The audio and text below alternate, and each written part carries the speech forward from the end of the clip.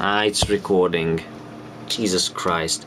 Okay, so basically this is Hungry News, and again, basically, I'm outraged. I'm outraged! Yeah, not so much actually, but you know, it's dramatizing things what move those forward. So basically, I'm outraged because our government seems to think that it is a good idea to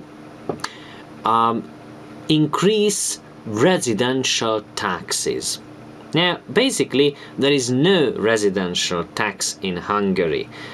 Maybe in Budapest a little, but you know, we have to pay after our cars, we have to pay after our many things. There is a VAT on the products and stuff, and of course there are huge basically taxes you have to pay after your salary.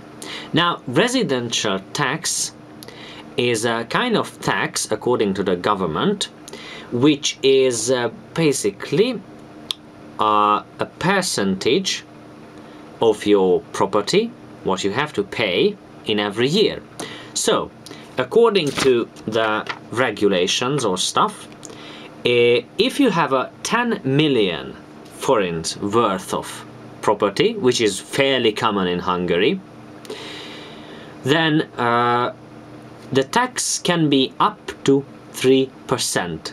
It is the choice of your local government. Now, if your local government needs money or just plain evil, then it chooses the 3%. Now it's 300,000 forints a year.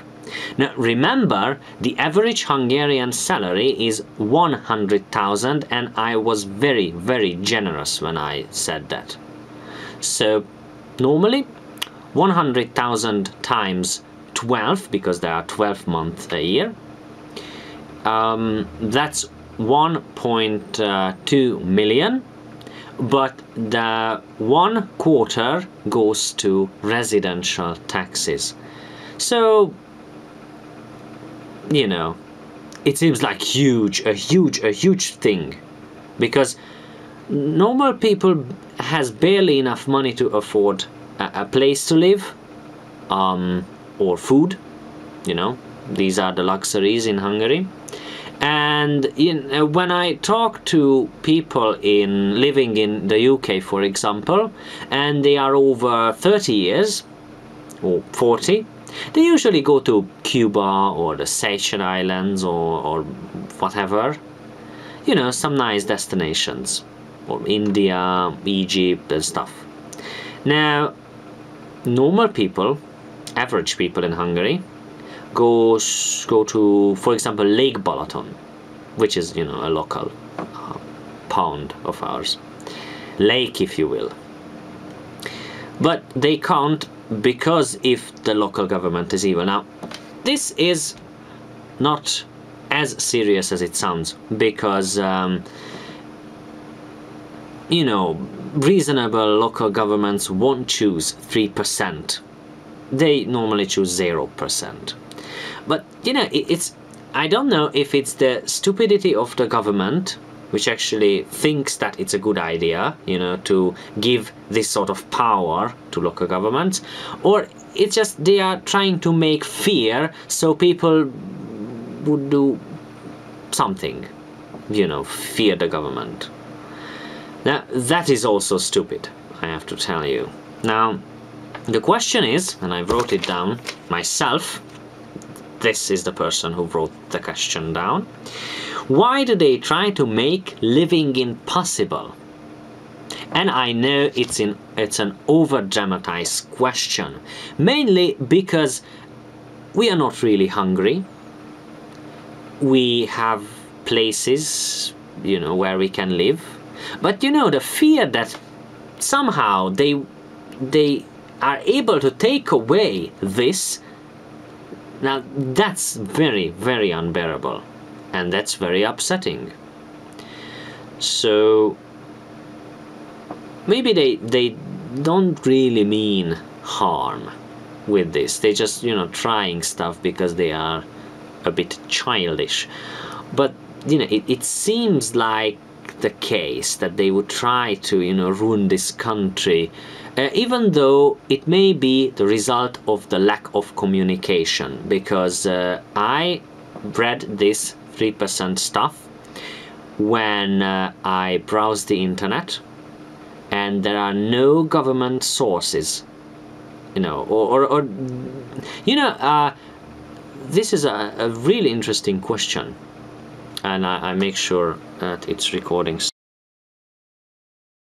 Still 2 minutes. That's a small memory card, by the way. Okay, so basically what I just wanted to talk about is that it was always really strange to me that America, for example, has a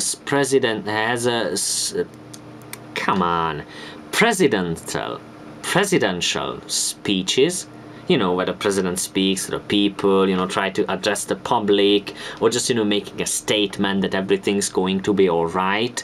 Or the Queen, you know, the usual Christmas speech of the Queen or something. But to be honest, we have never experienced such a thing. So no,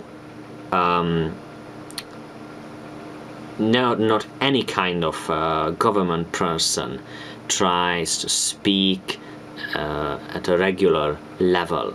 And I know that we have a Christmas speech from the Prime Minister, but no one takes it seriously, because that's, you know, no one really takes that seriously. So we haven't experienced that lack of that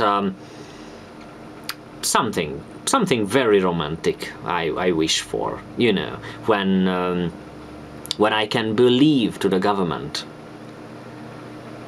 But it's strange, very strange. And I know that this feeling you might have this feeling too. So I ask about your opinion, your general opinion of the government.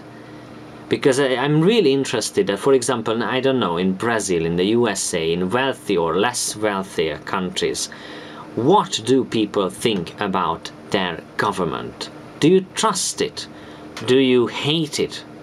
Or do you take it seriously? So that's the question. Thank you.